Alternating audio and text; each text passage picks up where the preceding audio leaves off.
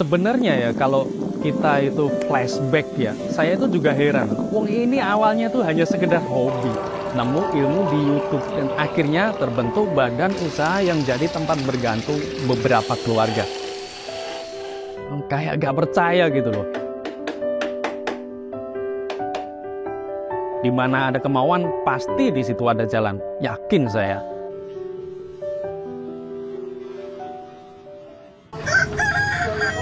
Nama saya Puji Siswanto. Saya owner dari Puji Hidroponik yang berlokasi di Bojong Nangka, Kabupaten Tangerang. Saya adalah arsitek yang merangkap sebagai petani, khususnya bertani dengan metode hidroponik seperti ini. Karena sejak kecil sudah akrab dengan bertani. Waktu itu orang tua sering mengajak ke sawah. Diajari cara bertani, mulai dari menyemai, menanam, bahkan sampai merawat tanaman. Waktu itu ya, sejak SMA, saya itu sudah diberi tanggung jawab untuk merawat tanaman cabai, kira-kira luasnya 1000 meter persegi. Semuanya masih dilakukan secara konvensional. Saya mengerjakan semua tahapan, kecuali bagian menyiapkan lahan. Saya kabur kalau disuruh nyiapin lahan seperti itu. Masa saya suruh nyangkul ya? Pasti saya kabur. Gak mampu saya. Mungkin karena hal itu sampai terbawa sampai sekarang menjadi hobi.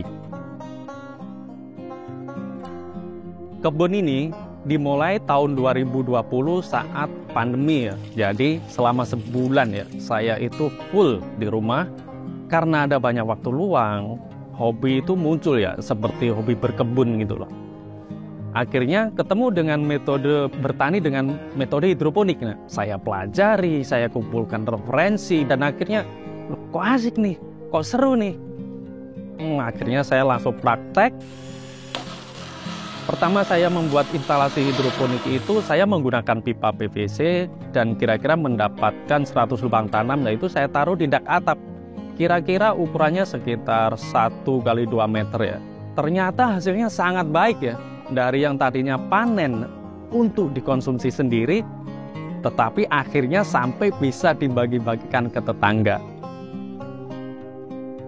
Kegiatan bagi-bagi hasil panen dengan tetangga ini ternyata banyak menarik perhatian mereka. Banyak dari mereka yang memesan untuk dibuatkan instalasi hidroponik dan berdiskusi sama mereka, mengajari mereka tentang cara hidroponik. Nah, di tahap inilah saya ketemu dengan partner saya yang namanya Pak Syukur ya. Dia itu sebagai pengurus masjid. Nah, Pak Syukur ini menawarkan penggunaan dak atap masjid itu kosong. Jadi untuk diberdayakan menjadi kebun hidroponik. Nah, akhirnya di situ itu saya langsung tata, saya langsung buatin layoutnya. Jadilah kebun mini hidroponik dengan ukuran kira-kira 8x12 meter ya.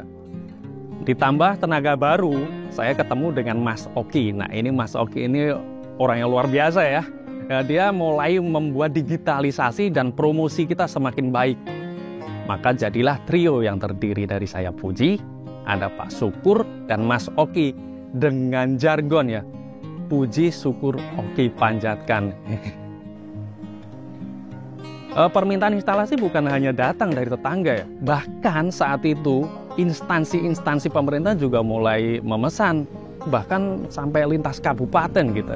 Wah, orang zaman COVID pada WFH, malah kita wira-wiri kemana-mana untuk kerja.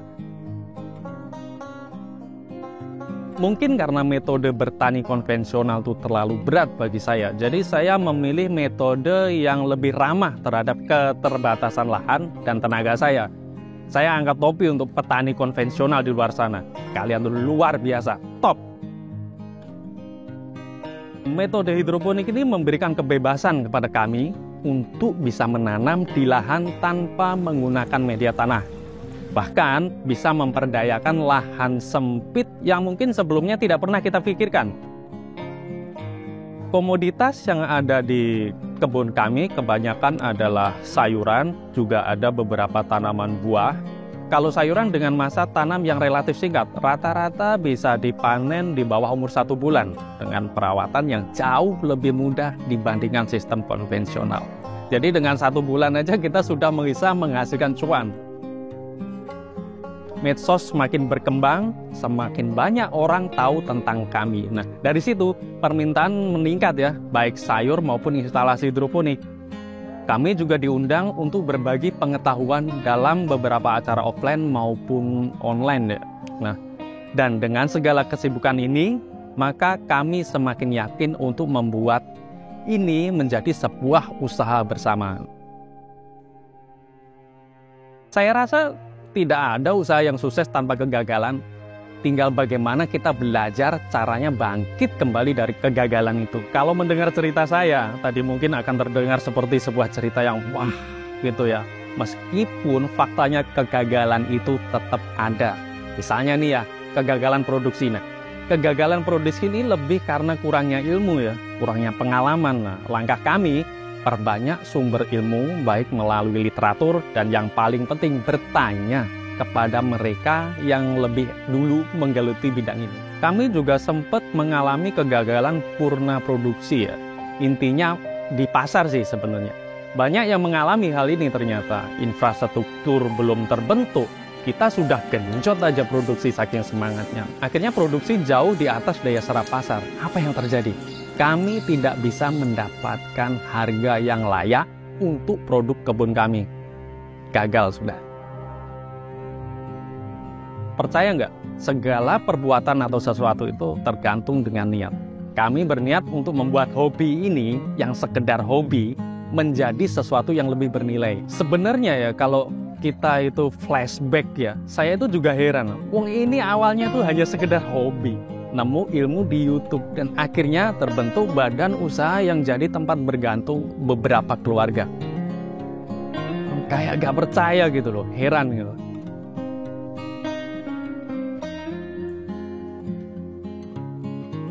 Tetapi kami tidak berpuas diri, kami harus terus berkembang dengan memperluas area cakupan brand Puji Hidroponik ini.